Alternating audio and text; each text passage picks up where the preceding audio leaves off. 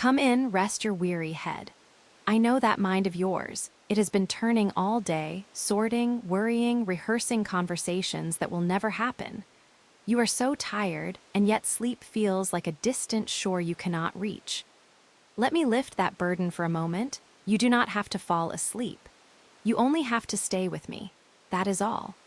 I will sit beside you in the quiet, and we will walk through a familiar story together, slowly, softly, until the world grows dim around us. You are not alone tonight. Lie back now and let your breath grow slow and even. Feel the weight of the day drift from your shoulders. I will guide you gently, step by step, into the quiet rhythm of an old tale, soft as lamplight, unhurried as falling snow. Anne drew a long breath and said, "What a splendid day!" And truly it was. Isn't it good just to be alive on a day like this? I pity the people who aren't born yet for missing it. They may have good days, of course, but they can never have this one. And it's splendider still to have such a lovely way to go to school by, isn't it? Diana looked up from her dinner basket, where 3 juicy, toothsome raspberry tarts lay nestled among the sandwiches, and said practically that it was a lot nicer than going round by the road, which was so dusty and hot. She was mentally counting how many bites each girl would have if those 3 tarts were divided among 10 girls, as the little girls of Avonlea school always pooled their lunches. To eat 3 raspberry tarts all alone, or even to share them only with one's best chum, would have branded the girl who did it as awful mean forever and ever. And yet, when the tarts were divided among 10 girls, you only got enough to tantalize you. The way Anne and Diana went to school was a pretty one. Anne thought those walks to and from school with Diana could not be improved upon even by imagination. Going around by the main road would have been so unromantic, but to go by Lover's Lane and Willowmere and Violet Vale, and the Birch Path was romantic, if ever anything was. Lover's Lane opened out below the orchard at Green Gables and stretched far up into the woods to the end of the Cuthbert farm. It was the way by which the cows were taken to the back pasture, and the wood hauled home in winter. Anne had named it Lover's Lane before she had been a month at Green Gables. Not that lovers ever really walk there, she had explained to Marilla. But Diana and I are reading a perfectly magnificent book, and there's a lover's lane in it. So we want to have one, too. And it's a very pretty name, don't you think? So romantic. We can't imagine the lovers into it, you know. I like that lane because you can think out loud there without people calling you crazy. Anne, starting out alone in the morning, went down Lover's Lane as far as the brook. There Diana met her, and the 2 little girls went on up the lane under the leafy arch of maples. "Maples are such sociable trees," said Anne.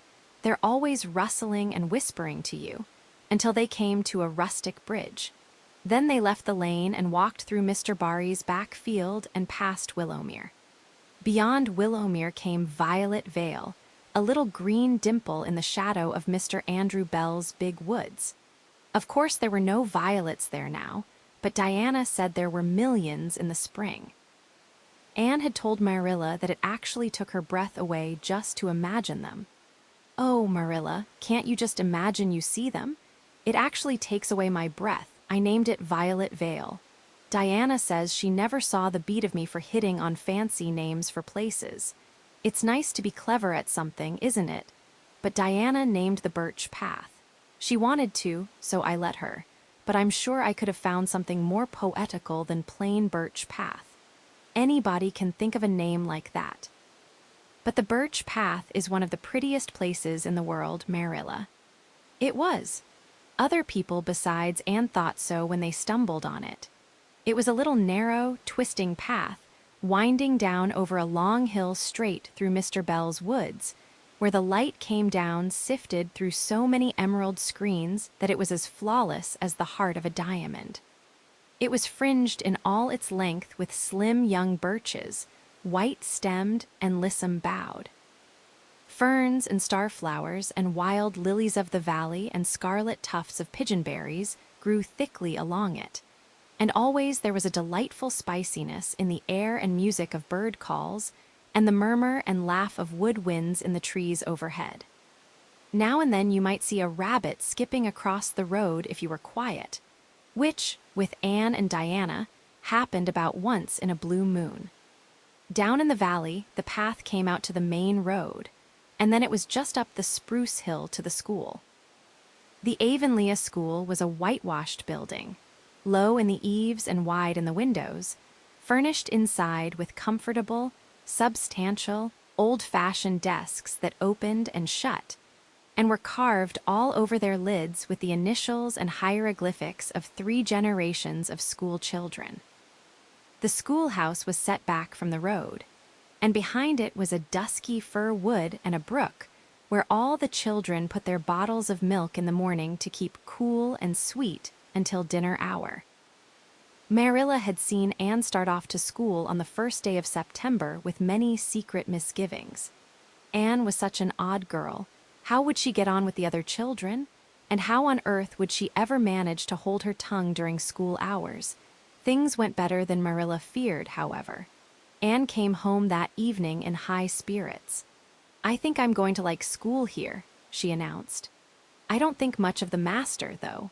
He's all the time curling his mustache and making eyes at Prissy Andrews. Prissy is grown up, you know. She's 16, and she's studying for the entrance examination into Queen's Academy at Charlottetown next year. Tilly Boulter says the master is dead gone on her. She's got a beautiful complexion and curly brown hair, and she does it up so elegantly. She sits in the long seat at the back, and he sits there, too, most of the time, to explain her lessons, he says. But Ruby Gillies says she saw him writing something on her slate, and when Prissy read it, she blushed as red as a beet and giggled. And Ruby Gillies says she doesn't believe it had anything to do with the lesson. Anne Shirley, don't let me hear you talking about your teacher in that way again," said Marilla sharply. "You don't go to school to criticize the master. I guess he can teach you something, and it's your business to learn. And I want you to understand right off that you are not to come home telling tales about him. That is something I won't encourage. I hope you were a good girl." "Indeed I was," said Anne comfortably. "It wasn't so hard as you might imagine, either. I sit with Diana. Our seat is right by the window, and we can look down to the lake of shining waters. There are a lot of nice girls in school, and we had scrumptious fun playing at dinner time. It's so nice to have a lot of little girls to play with. But of course, I like Diana best and always will. I adore Diana. I'm dreadfully far behind the others. They're all in the 5th book, and I'm only in the 4th. I feel that it's kind of a disgrace. But there's not one of them has such an imagination as I have, and I soon found that out. We had reading and geography and Canadian history and dictation today. Mr. Phillips said my spelling was disgraceful, and he held up my slate so that everybody could see it, all marked over. I felt so mortified, Marilla. He might have been politer to a stranger, I think. Ruby Gillies gave me an apple, and Sophia Sloane lent me a lovely pink card with "May I see you home?" on it. I'm to give it back to her tomorrow. And Tilly Boulter let me wear her bead ring all the afternoon. Can I have some of those pearl beads off the old pincushion in the garret to make myself a ring? And oh, Marilla, Jane Andrews told me that Minnie Macpherson told her that she heard Prissy Andrews tell Sarah Gillies that I had a very pretty nose. Marilla, that is the first compliment I have ever had in my life, and you can't imagine what a strange feeling it gave me. Marilla, have I really a pretty nose? I know you'll tell me the truth. Your nose is well enough, said Marilla shortly. Secretly, she thought Anne's nose was a remarkably pretty one, but she had no intention of telling her so. That was 3 weeks ago, and all had gone smoothly so far. And now, this crisp September morning, Anne and Diana were tripping blithely down the birch path, two of the happiest little girls in Avonlea. "I guess Gilbert Blythe will be in school today," said Diana. "He's been visiting his cousins over in New Brunswick all summer, and he only came home Saturday night. He's awfully handsome, Anne, and he teases the girls something terrible. He just torments our lives out." Diana's voice indicated that she rather liked having her life tormented out than not. "Gilbert Blythe?" said Anne. "Isn't his name that's written up on the porch wall with Julia bells and a big take notice over them?"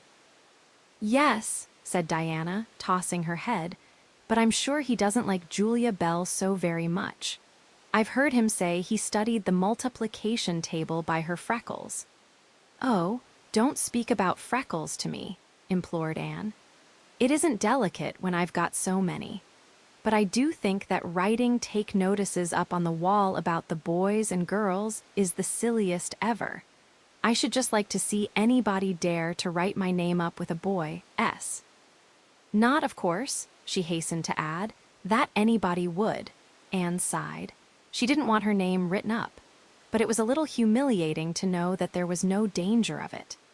"Nonsense," said Diana, whose black eyes and glossy tresses had played such havoc with the hearts of Avonlea schoolboys that her name figured on the porch walls in half a dozen take notices. "It's only meant as a joke, and don't you be too sure your name won't ever be written up. Charlie Sloane is dead gone on you. He told his mother, mind you, that you were the smartest girl in school. That's better than being good-looking." "No, it isn't," said Anne, feminine to the core. "I'd rather be pretty than clever, and I hate Charlie Sloane. I can't bear a boy with goggle eyes. If anyone wrote my name up with his, I'd never get over it, Diana Barry, but it is nice to keep head of your class." "You'll have Gilbert in your class after this," said Diana, "and he's used to being head of his class, I can tell you. He's only in the 4th book, although he's nearly 14.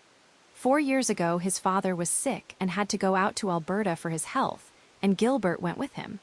They were there 3 years, and Gil didn't go to school hardly any until they came back. You won't find it so easy to keep head after this, Anne." "I'm glad," said Anne quickly. "I couldn't really feel proud of keeping head of little boys and girls of just 9 or 10. I got up yesterday spelling ebullition. Josie Pye was head, and mind you, she peeped in her book. Mr. Phillips didn't see her. He was looking at Prissy Andrews, but I did. I just swept her a look of freezing scorn, and she got as red as a beet and spelled it wrong after all.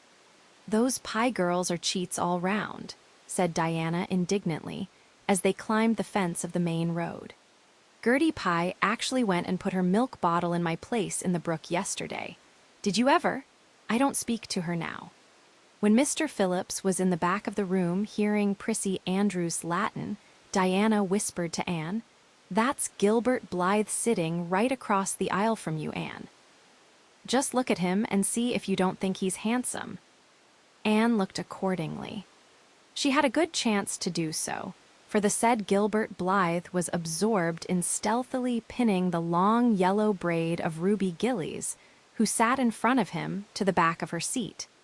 He was a tall boy, with curly brown hair, roguish hazel eyes, and a mouth twisted into a teasing smile. Presently, Ruby Gillies started up to take a sum to the master. She fell back into her seat with a little shriek, believing that her hair was pulled out by the roots. Everybody looked at her, and Mr. Phillips glared so sternly that Ruby began to cry. Gilbert had whisked the pin out of sight and was studying his history with the soberest face in the world. But when the commotion subsided, he looked at Anne and winked with inexpressible drollery. "I think your Gilbert Blythe is handsome," confided Anne to Diana, "but I think he's very bold. It isn't good manners to wink at a strange girl." But it was not until the afternoon that things really began to happen. Mr.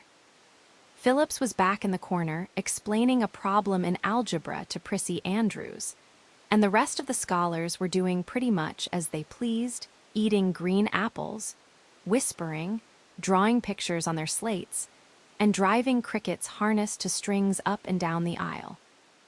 Gilbert Blythe was trying to make Anne Shirley look at him and failing utterly, because Anne was at that moment totally oblivious not only to the very existence of Gilbert Blythe, but of every other scholar in Avonlea school itself.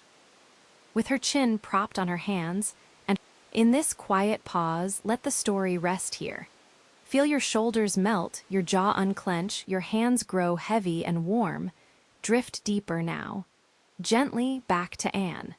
Her eyes fixed on the blue glimpse of the lake of shining waters that the west window afforded, she was far away in a gorgeous dreamland, hearing and seeing nothing save her own wonderful visions. Gilbert Blythe wasn't used to putting himself out to make a girl look at him and meeting with failure. She should look at him, that red-haired Shirley girl with the little pointed chin and the big eyes that weren't like the eyes of any other girl in Avonlea school. Gilbert reached across the aisle, picked up the end of Anne's long red braid, held it out at arm's length, and said in a piercing whisper, "Carrots, carrots!" Then Anne looked at him with a vengeance. She did more than look. She sprang to her feet, her bright fancies fallen into cureless ruin. She flashed one indignant glance at Gilbert from eyes whose angry sparkle was swiftly quenched in equally angry tears. "You mean hateful boy," she exclaimed passionately. "How dare you?" And then thwack. Anne had brought her slate down on Gilbert's head and cracked it, slate, not head, clear across. Avonlea school always enjoyed a scene. This was an especially enjoyable one. Everybody said, "Oh," in horrified delight. Diana gasped. Ruby Gillies, who was inclined to be hysterical, began to cry. Tommy Sloane let his team of crickets escape him altogether while he stared open-mouthed at the tableau.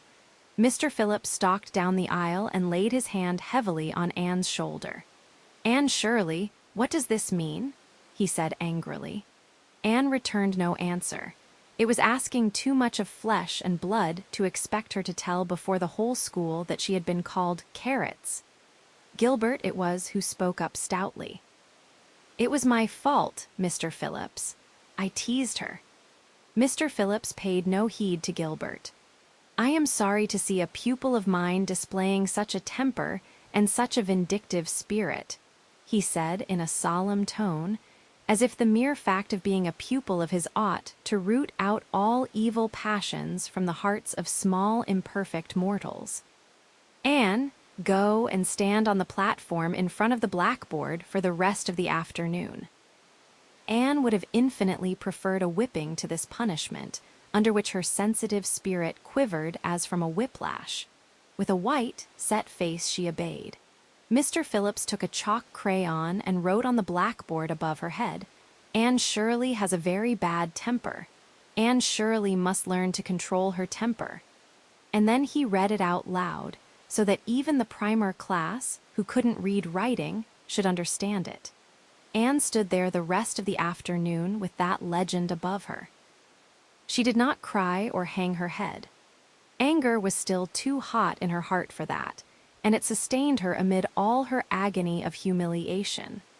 With resentful eyes and passion-red cheeks, she confronted alike Diana's sympathetic gaze and Charlie Sloane's indignant nods and Josie Pye's malicious smiles. As for Gilbert Blythe, she would not even look at him. She would never look at him again, she would never speak to him. When school was dismissed, Anne marched out with her red head held high. Gilbert Blythe tried to intercept her at the porch door. "I'm awfully sorry I made fun of your hair, Anne," he whispered contritely. "Honest I am, don't be mad for keeps now." Anne swept by disdainfully, without look or sign of hearing. "Oh, how could you, Anne?" breathed Diana as they went down the road, half reproachfully, half admiringly. Diana felt that she could never have resisted Gilbert's plea. "I shall never forgive Gilbert Blythe," said Anne firmly. "And Mr. Phillips spelled my name without an E, too. The iron has entered into my soul, Diana." Diana hadn't the least idea what Anne meant, but she understood it was something terrible. "You mustn't mind Gilbert making fun of your hair," she said soothingly. "Why, he makes fun of all the girls. He laughs at mine because it's so black. He's called me a crow a dozen times, and I never heard him apologize for anything before either. There's a great deal of difference between being called a crow and being called carrots," said Anne with dignity. "Gilbert Blythe has hurt my feelings excruciatingly, Diana. It is possible the matter might have blown over without more excruciation if nothing else had happened. But when things begin to happen, they are apt to keep on.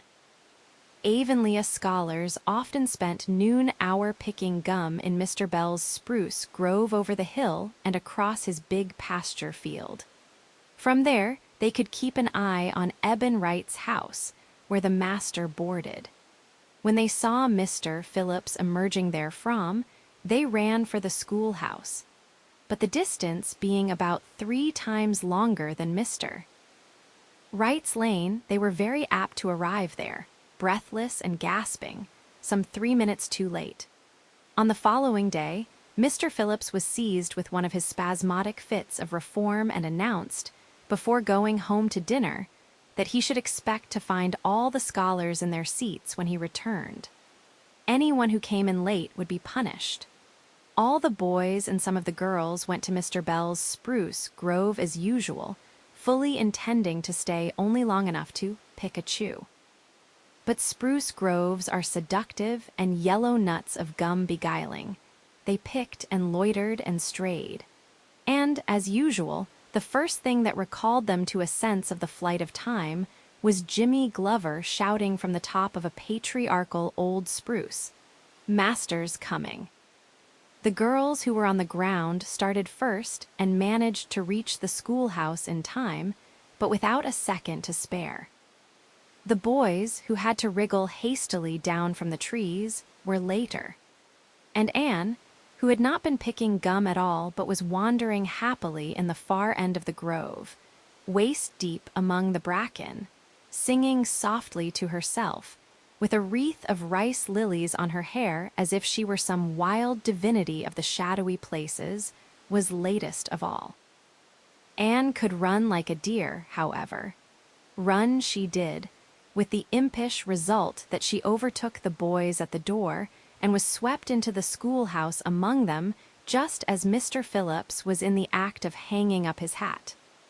Mr. Phillips's brief reforming energy was over. He didn't want the bother of punishing a dozen pupils. But it was necessary to do something to save his word, so he looked about for a scapegoat and found it in Anne, who had dropped into her seat, gasping for breath, with a forgotten lily wreath hanging askew over one ear and giving her a particularly rakish and disheveled appearance. "Anne Shirley, since you seem to be so fond of the boys' company, we shall indulge your taste for it this afternoon," he said sarcastically. "Take those flowers out of your hair and sit with Gilbert Blythe." The other boys snickered. Diana, turning pale with pity, plucked the wreath from Anne's hair and squeezed her hand. Anne stared at the master as if turned to stone. "Did you hear what I said, Anne?" queried Mr. Phillips sternly. "Yes, sir," said Anne slowly, "but I didn't suppose you really meant it." "I assure you I did," still with the sarcastic inflection which all the children, and Anne especially, hated. It flicked on the raw. "Obey me at once." For a moment Anne looked as if she meant to disobey. Then, realizing that there was no help for it, she rose haughtily, stepped across the aisle, sat down beside Gilbert Blythe, and buried her face in her arms on the desk. Ruby Gillies, who got a glimpse of it as it went down, told the others going home from school that she'd actually never seen anything like it. It was so white, with awful little red spots in it. To Anne, this was as the end of all things. It was bad enough to be singled out for punishment from among a dozen equally guilty ones. It was worse still to be sent to sit with a boy. But that boy should be Gilbert Blythe was heaping insult on injury to a degree utterly unbearable. Anne felt that she could not bear it, and it would be of no use to try. Her whole being seethed with shame and anger and humiliation. At first the other scholars looked and whispered and giggled and nudged. But as Anne never lifted her head, and as Gilbert worked fractions as if his whole soul was absorbed in them and them only, they soon returned to their own tasks and Anne was forgotten.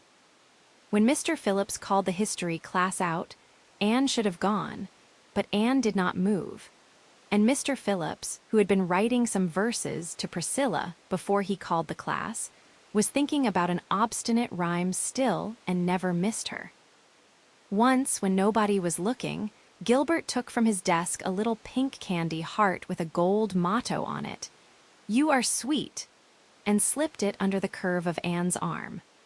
Whereupon Anne arose, took the pink heart gingerly between the tips of her fingers, dropped it on the floor, ground it to powder beneath her heel, and resumed her position without deigning to bestow a glance on Gilbert.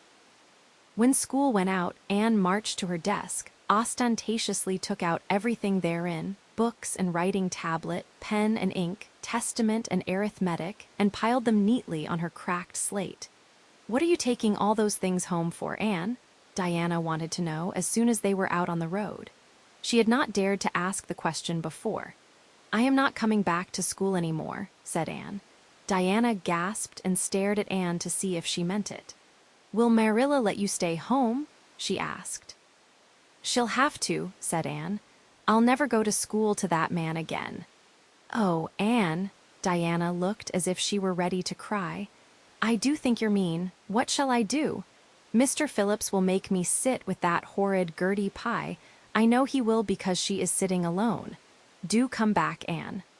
"I'd do almost anything in the world for you, Diana," said Anne sadly. "I'd let myself be torn limb from limb if it would do you any good. But I can't do this, so please don't ask it. You harrow up my very soul."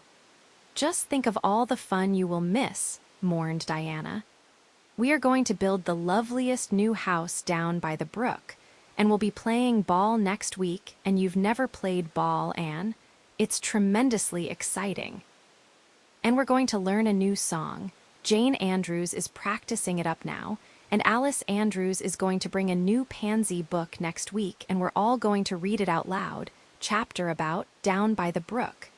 And you know you are so fond of reading out loud, Anne." Nothing moved Anne in the least. Her mind was made up. She would not go to school to Mr. Phillips again. She told Marilla so when she got home. "Nonsense," said Marilla. "It isn't nonsense at all," said Anne, gazing at Marilla with solemn, reproachful eyes. "Don't you understand, Marilla? I've been insulted." "Insulted fiddlesticks. You'll go to school tomorrow as usual." "Oh, no." Anne shook her head gently. "I'm not going back, Marilla. I'll learn my lessons at home, and I'll be as good as I can be and hold my tongue all the time if it's possible at all. But I will not go back to school, I assure you." Marilla saw something remarkably like unyielding stubbornness looking out of Anne's small face. She understood that she would have trouble in overcoming it, but she resolved wisely to say nothing more just then. "I'll run down and see Rachel about it this evening," she thought. "There's no use reasoning with Anne now. She's too worked up, and I've an idea she can be awful stubborn if she takes the notion. Far as I can make out from her story, Mr. Phillips has been carrying matters with a rather high hand.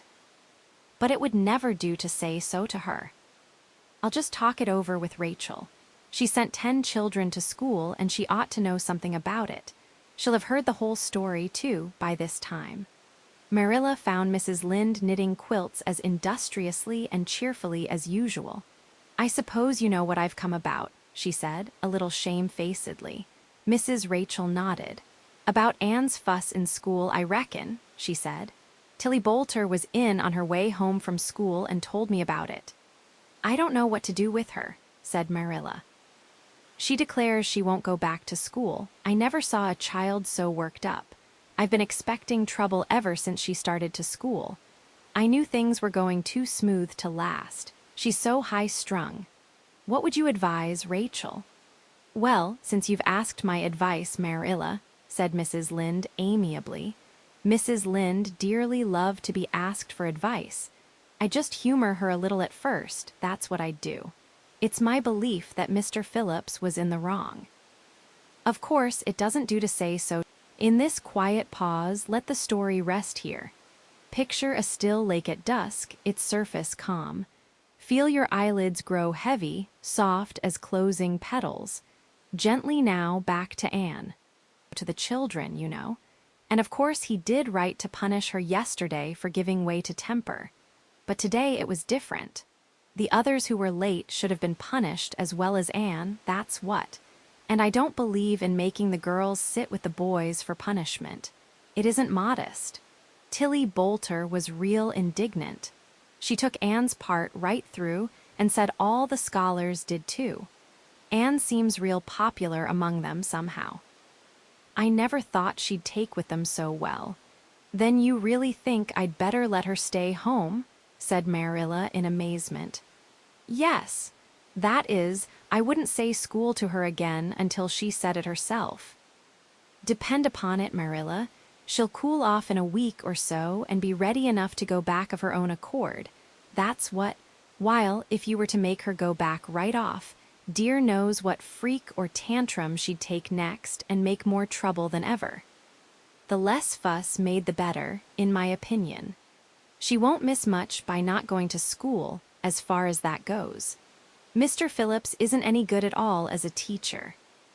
The order he keeps is scandalous. That's what, and he neglects the young fry and puts all his time on those big scholars he's getting ready for Queen's. He'd never have got the school for another year if his uncle hadn't been a trustee. The trustee. For he just leads the other two around by the nose, that's what.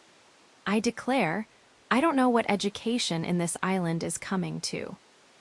Mrs. Rachel shook her head, as much as to say that if she were only at the head of the educational system of the province, things would be much better managed. Marilla took Mrs. Rachel's advice, and not another word was said to Anne about going back to school. She learned her lessons at home, did her chores, and played with Diana in the chilly purple autumn twilights. But when she met Gilbert Blythe on the road, or encountered him in Sunday school, she passed him by with an icy contempt that was no whit thawed by his evident desire to appease her. Even Diana's efforts as a peacemaker were of no avail. Anne had evidently made up her mind to hate Gilbert Blythe to the end of life. As much as she hated Gilbert, however, did she love Diana with all the love of her passionate little heart, equally intense in its likes and dislikes. One evening, Marilla, coming in from the orchard with a basket of apples, found Anne sitting alone by the east window in the twilight, crying bitterly. "Whatever's the matter now, Anne?" she asked. "It's about Diana," sobbed Anne luxuriously. "I love Diana so, Marilla. I cannot ever live without her. But I know very well when we grow up that Diana will get married and go away and leave me. And oh, what shall I do? I hate her husband. I just hate him furiously. I've been imagining it all out. The wedding and everything. Diana dressed in snowy garments with a veil and looking as beautiful and regal as a queen. And me the bridesmaid, with a lovely dress too and puffed sleeves, but with a breaking heart hid beneath my smiling face. And then bidding Diana goodbye. Here Anne broke down entirely and wept with increasing bitterness. Marilla turned quickly away to hide her twitching face, but it was no use. She collapsed on the nearest chair and burst into such a hearty and unusual peal of laughter that Matthew, crossing the yard outside, halted in amazement. When had he heard Marilla laugh like that before? "Well, Anne Shirley," said Marilla as soon as she could speak, "if you must borrow trouble, for pity's sake borrow it handier home. I should think you had an imagination, sure enough." October was a beautiful month at Green Gables, when the birches in the hollow turned as golden as sunshine, and the maples behind the orchard were royal crimson. The wild cherry trees along the lane put on the loveliest shades of dark red and bronzy green, while the fields sunned themselves in their aftermaths. Anne reveled in the world of color about her. One Saturday morning, she came dancing in with her arms full of gorgeous boughs. "Oh, Marilla," she exclaimed, "I'm so glad I live in a world where there are Octobers. It would be terrible if we just skipped from September to November, wouldn't it? Look at these maple branches. Don't they give you a thrill, several thrills? I'm going to decorate my room with them." "Messy things," said Marilla, whose aesthetic sense was not noticeably developed. "You clutter up your room entirely too much with out-of-doors stuff, Anne. Bedrooms were made to sleep in." "Oh, and dream in too, Marilla. And you know one can dream so much better in a room where there are pretty things. I'm going to put these boughs in the old blue jug and set them on my table. Mind you don't drop leaves all over the stairs then. I'm going to a meeting of the Aid Society at Carmody this afternoon, Anne, and I won't likely be home before dark. You'll have to get Matthew and Jerry their supper, so mind you don't forget to put the tea to draw until you sit down at the table as you did last time." "It was dreadful of me to forget," said Anne apologetically. "But that was the afternoon I was trying to think of a name for Violet Vale, and it crowded other things out. Matthew was so good, he never scolded a bit. He put the tea down himself and said we could wait a while as well as not. And I told him a lovely fairy story while we were waiting, so he didn't find the time long at all. It was a beautiful fairy story, Marilla. I forgot the end of it, so I made up an end for it myself, and Matthew said he couldn't tell where the join came in. Matthew would think it all right, Anne, if you took a notion to get up and have dinner in the middle of the night. But you keep your wits about you this time, and I don't really know if I'm doing right. It may make you more addlepated than ever, but you can ask Diana to come over and spend the afternoon with you and have tea here." "Oh, Marilla," Anne clasped her hands. "How perfectly lovely. You are able to imagine things after all, or else you'd never have understood how I've longed for that very thing. It will seem so nice and grown-uppish. No fear of my forgetting to put the tea to draw when I have company. Oh, Marilla, can I use the rosebud spray tea set?" "No, indeed, the rosebud tea set. Well, what next? You know I never use that except for the minister or the aides. You'll put down the old brown tea set, but you can open the little yellow crock of cherry preserves. It's time it was being used anyhow. I believe it's beginning to work. And you can cut some fruit cake and have some of the cookies and snaps. I can just imagine myself sitting down at the head of the table and pouring out the tea," said Anne, shutting her eyes ecstatically. "And asking Diana if she takes sugar. I know she doesn't, but of course I'll ask her just as if I didn't know. And then pressing her to take another piece of fruit cake and another helping of preserves. Oh, Marilla, it's a wonderful sensation just to think of it. Can I take her into the spare room to lay off her hat when she comes, and then into the parlor to sit? No, the sitting room will do for you and your company. But there's a bottle half full of raspberry cordial that was left over from the church social the other night. It's on the second shelf of the sitting room closet, and you and Diana can have it if you like, and a cookie to eat with it along in the afternoon. For I dare say Matthew will be late coming in to tea since he's hauling potatoes to the vessel." Anne flew down to the hollow, past the Dryad's bubble, and up the spruce path to Orchard Slope, to ask Diana to tea. And so it was that, just after Marilla had driven off to Carmody, Diana came over, dressed in her second-best dress and looking exactly as it is proper to look when asked out to tea. At other times, she was wont to run into the kitchen without knocking, but now she knocked primly at the front door. And when Anne, dressed in her second best, opened it as primly, both little girls shook hands as gravely as if they had never met before. This unnatural solemnity lasted, until after Diana had been taken to the east gable to lay off her hat, and then had sat for 10 minutes in the sitting room, toes in position. "How is your mother?" inquired Anne politely, just as if she had not seen Mrs. Barry picking apples that morning in excellent health and spirits. "She is very well, thank you. I suppose Mr. Cuthbert is hauling potatoes to the Lily Sands this afternoon, is he?" said Diana, who had ridden down to Mr. Harmon Andrews that morning in Matthew's cart. "Yes, our potato crop is very good this year. I hope your father's crop is good, too." "It is fairly good, thank you. Have you picked many of your apples yet?" "Oh, ever so many," said Anne, forgetting to be dignified and jumping up quickly. "Let's go out to the orchard and get some of the red sweetings, Diana. Myrilla says we can have all that are left on the tree. Myrilla is a very generous woman. She said we could have fruit cake and cherry preserves for tea. But it isn't good manners to tell your company what you are going to give them to eat, so I won't tell you what she said we could have to drink. Only it begins with an R and a C, and it's bright red color. I love bright red drinks, don't you? They taste twice as good as any other color." The orchard, with its great sweeping boughs that bent to the ground with fruit, proved so delightful that the little girls spent most of the afternoon in it, sitting in a grassy corner where the frost had spared the green and the mellow autumn sunshine lingered warmly, eating apples and talking as hard as they could. Diana had much to tell Anne of what went on in school.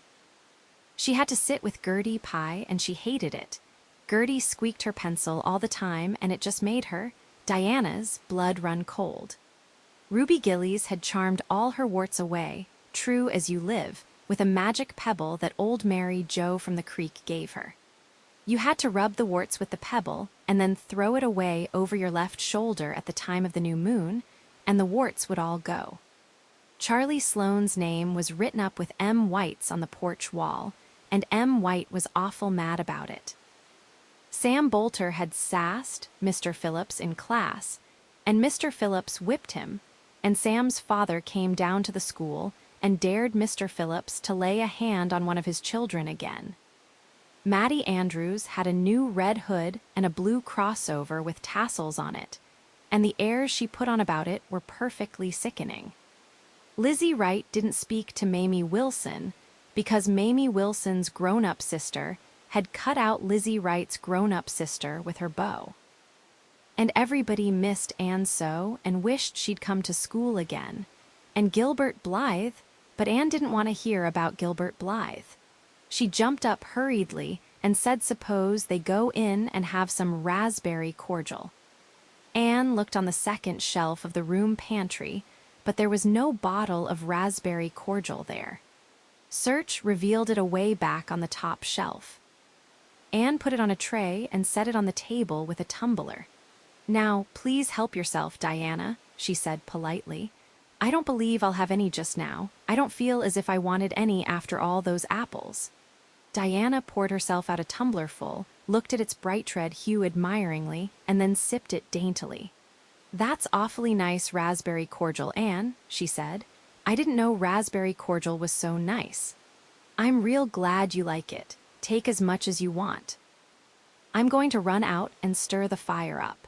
There are so many responsibilities on a person's mind when they're keeping house, isn't there?" When Anne came back from the kitchen, Diana was drinking her second glassful of cordial, and being entreated thereto by Anne, she offered no particular objection to the drinking of a third. The tumblerfuls were generous ones, and the raspberry cordial was certainly very nice. "The nicest I ever drank," said Diana. "It's ever so much nicer than Mrs. Lynde's, although she brags of her so much. It doesn't taste a bit like hers. I should think Marilla's raspberry cordial would probably be much nicer than Mrs. Lynde's," said Anne loyally. "Marilla is a famous cook. She is trying to teach me to cook, but I assure you, Diana, it is uphill work. There's so little scope for imagination in cookery. You just have to go by rules. The last time I made a cake, I forgot to put the flour in. In this quiet pause, let the story rest here. With each gentle breath, feel yourself drift deeper, weightless and safe. Every passing moment softens you toward sleep. Gently now, back to Anne. I was thinking the loveliest story about you and me, Diana. I thought you were desperately ill with smallpox and everybody deserted you. But I went boldly to your bedside and nursed you back to life. And then I took the smallpox and died, and I was buried under those poplar trees in the graveyard, and you planted a rose bush by my grave and watered it with your tears. And you never forgot the friend of your youth who sacrificed her life for you. Oh, it was such a pathetic tale, Diana. The tears just rained down over my cheeks while I mixed the cake. But I forgot the flour, and the cake was a dismal failure. Flour is so essential to cakes, you know. Marilla was very cross, and I don't wonder. I'm a great trial to her. She was terribly mortified about the pudding sauce last week. We had a plum pudding for dinner on Tuesday, and there was half the pudding and a pitcher full of sauce left over. Marilla said there was enough for another dinner and told me to set it on the pantry shelf and cover it. I meant to cover it just as much as could be, Diana, but when I carried it and I was imagining I was a nun, of course I'm a Protestant, but I imagined I was a Catholic, taking the veil to bury a broken heart in cloistered seclusion. And I forgot all about covering the pudding sauce. I thought of it next morning and ran to the pantry. Diana, fancy if you can my extreme horror at finding a mouse drowned in that pudding sauce. I lifted the mouse out with a spoon and threw it out in the yard, and then I washed the spoon in 3 waters. Marilla was out milking, and I fully intended to ask her when she came in if I'd give the sauce to the pigs.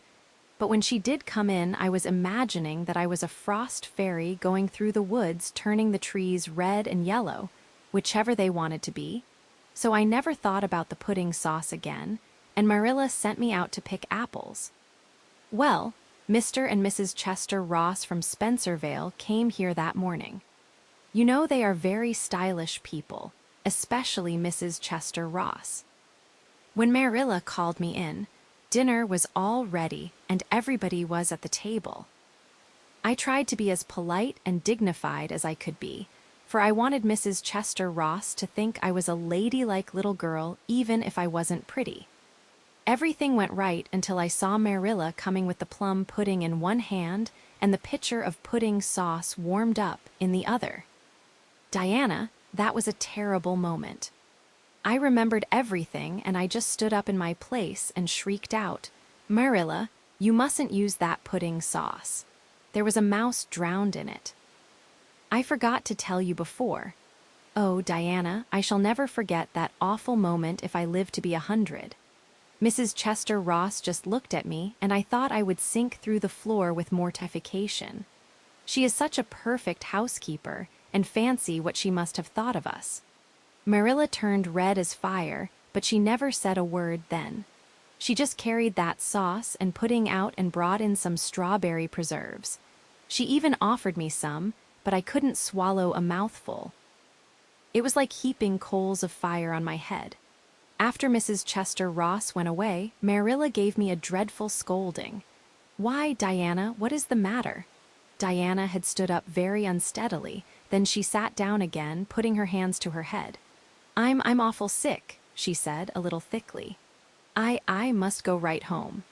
"Oh, you mustn't dream of going home without your tea," cried Anne in distress. "I'll get it right off. I'll go and put the tea down this very minute." "I must go home," repeated Diana, stupidly but determinedly. "Let me get you a lunch anyhow," implored Anne. "Let me give you a bit of fruit cake and some of the cherry preserves. Lie down on the sofa for a little while and you'll be better. Where do you feel bad?" "I must go home," said Diana, and that was all she would say. In vain Anne pleaded. "I never heard of company going home without tea," she mourned. "Oh, Diana, do you suppose that it's possible you're really taking the smallpox?" If you are, I'll go and nurse you, you can depend on that. I'll never forsake you. But I do wish you'd stay till after tea. Where do you feel bad? I'm awful dizzy, said Diana. And indeed, she walked very dizzily. Anne, with tears of disappointment in her eyes, got Diana's hat and went with her as far as the Barry yard fence. Then she wept all the way back to Green Gables, where she sorrowfully put the remainder of the raspberry cordial back into the pantry and got tea ready for Matthew and Jerry, with all the zest gone out of the performance. The next day was Sunday, and as the rain poured down in torrents from dawn till dusk, Anne did not stir abroad from Green Gables. Monday afternoon, Marilla sent her down to Mrs. Lynde's on an errand. In a very short space of time, Anne came flying back up the lane with tears rolling down her cheeks. Into the kitchen she dashed and flung herself face downward on the sofa in an agony. "Whatever has gone wrong now, Anne?" queried Marilla in doubt and dismay. "I do hope you haven't gone and been saucy to Mrs. Lynde again." No answer from Anne save more tears and stormier sobs. "Anne Shirley, when I ask you a question, I want to be answered. Sit right up this very minute and tell me what you are crying about." Anne sat up, tragedy personified. "Mrs. Lynde was up to see Mrs. Barry today, and Mrs. Barry was in an awful state," she wailed. "She says that I set Diana drunk Saturday and sent her home in a disgraceful condition. And she says I must be a thoroughly bad, wicked little girl, and she's never going to let Diana play with me again." "Oh, Marilla, I'm just overcome with woe." Marilla stared in blank amazement. "Set Diana drunk," she said when she found her voice. "Anne, are you or Mrs. Barry crazy? What on earth did you give her?" "Not a thing but raspberry cordial," sobbed Anne. "I never thought raspberry cordial would set people drunk, Marilla, not even if they drank 3 big tumblerfuls as Diana did. Oh, it sounds so like Mrs. Thomas's husband, but I didn't mean to set her drunk." "Drunk fiddlesticks," said Marilla, marching to the sitting-room pantry. There on the shelf was a bottle which she at once recognized as one containing some of her 3-year-old homemade currant wine, for which she was celebrated in Avonlea, although certain of the stricter sort, Mrs. Barry among them, disapproved strongly of it. And at the same time, Marilla recollected that she had put the bottle of raspberry cordial down in the cellar instead of in the pantry, as she had told Anne. She went back to the kitchen with the wine bottle in her hand. Her face was twitching in spite of herself. "Anne, you certainly have a genius for getting into trouble. You went and gave Diana currant wine instead of raspberry cordial. Didn't you know the difference yourself?" "I never tasted it," said Anne. "I thought it was the cordial. I meant to be so hospitable. Diana got awfully sick and had to go home. Mrs. Barry told Mrs. Lynde she was simply dead drunk. She just laughed silly-like when her mother asked her what was the matter, and went to sleep and slept for hours. Her mother smelled her breath and knew she was drunk. She had a fearful headache all day yesterday. Mrs. Barry is so indignant. She will never believe but what I did it on purpose. I should think she would better punish Diana for being so greedy as to drink 3 glassfuls of anything," said Marilla shortly. "Why? 3 of those big glasses would have made her sick even if it had only been cordial. Well, this story will be a nice handle for those folks who are so down on me for making currant wine, although I haven't made any for 3 years, ever since I found out that the minister didn't approve. I just kept that bottle for sickness. There, child, don't cry. I can't see as you were to blame, although I'm sorry it happened so." "I must cry," said Anne. "My heart is broken. The stars in their courses fight against me, Marilla. Diana and I are parted forever. Oh, Marilla, I little dreamed of this when first we swore our vows of friendship. Don't be foolish, Anne. Mrs. Barry will think better of it when she finds you're not to blame. I suppose she thinks you've done it for a silly joke or something of that sort. You'd best go up this evening and tell her how it was." My courage fails me at the thought of facing Diana's injured mother, sighed Anne. I wish you'd go, Marilla. You're so much more dignified than I am. Likely she'd listen to you quicker than to me. Well, I will, said Marilla, reflecting that it would probably be the wiser course. Don't cry any more, Anne. It will be all right. But Marilla had changed her mind about it being all right by the time she got back from Orchard Slope. Anne was watching for her coming and flew to the porch door to meet her. Oh, Marilla, I know by your face that it's been no use, she said sorrowfully. Mrs. Barry won't forgive me. Mrs. Barry indeed, snapped Marilla. Of all the unreasonable women I ever saw, she's the worst. I told her it was all a mistake and you weren't to blame, but she just simply didn't believe me. And she rubbed it well in about my currant wine, and how I'd always said it couldn't have the least effect on anybody. I just told her plainly that currant wine wasn't meant to be drunk 3 tumblerfuls at a time, and that if a child I had to do with was so greedy I'd sober her up with a right good spanking. Marilla whisked into the kitchen, grievously disturbed, leaving a very much distracted little soul in the porch behind her. Presently Anne stepped out bareheaded into the chill autumn dusk. Very determinedly and steadily she took her way down through the sere clover field, over the log bridge, and up through the spruce grove, lighted by a pale little moon hanging low over the western woods. Mrs. Barry, coming to the door in answer to a timid knock, found a white-lipped, eager-eyed suppliant on the doorstep. Her face hardened. Mrs. Barry was a woman of strong prejudices and dislikes, and her anger was of the cold, sullen sort which is always hardest to overcome. To do her justice, she really believed Anne had made Diana drunk out of sheer malice prepense, and she was honestly anxious to preserve her little daughter from the contamination of further intimacy with such a child. "What do you want?" she said stiffly. Anne clasped her hands. "Oh, Mrs. Barry, please forgive me. I did not mean to intoxicate Diana. How could I? Just imagine if you were a poor little orphan girl that kind people had adopted, and you had just one bosom friend in all the world. Do you think you would intoxicate her on purpose? I thought it was only raspberry cordial. I was firmly convinced it was raspberry cordial. Oh, please don't say that you won't let Diana play with me anymore. If you do, you will cover my life with a dark cloud of woe." This speech, which would have softened good Mrs. Lynde's heart in a twinkling, had no effect on Mrs. Barry except to irritate her still more. She was suspicious of Anne's big words and dramatic gestures and imagined that the child was making fun of her. So she said, coldly and cruelly, "I don't think you are a fit little girl for Diana to associate with. You'd better go home and behave yourself." Anne's lips quivered.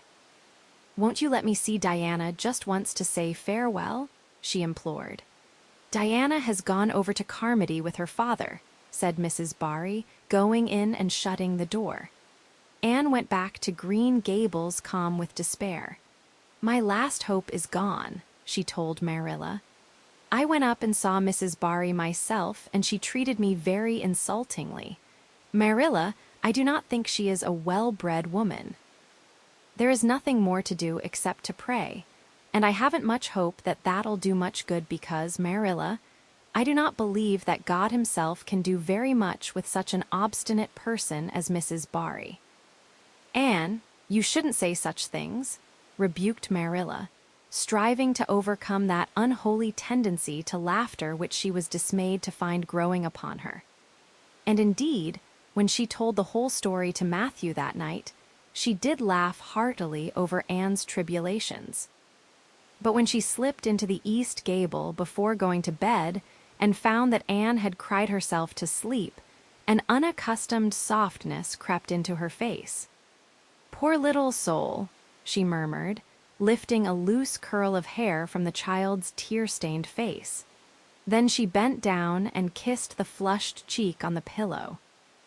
And so, like the last ember fading to amber in the hearth, the story settles into the quiet dark. It asked nothing of you but to listen. Now it asks only that you let it go. Rest is not an ending, dear one. It is the soft soil where today's tale takes root. Close your eyes and know that you are held, safe, and utterly free to drift. May your pillows be cool, your breath be deep, and your dreams be gentle company. And if this small story carried you toward stillness, share it with someone who needs that same quiet grace. Tomorrow will keep.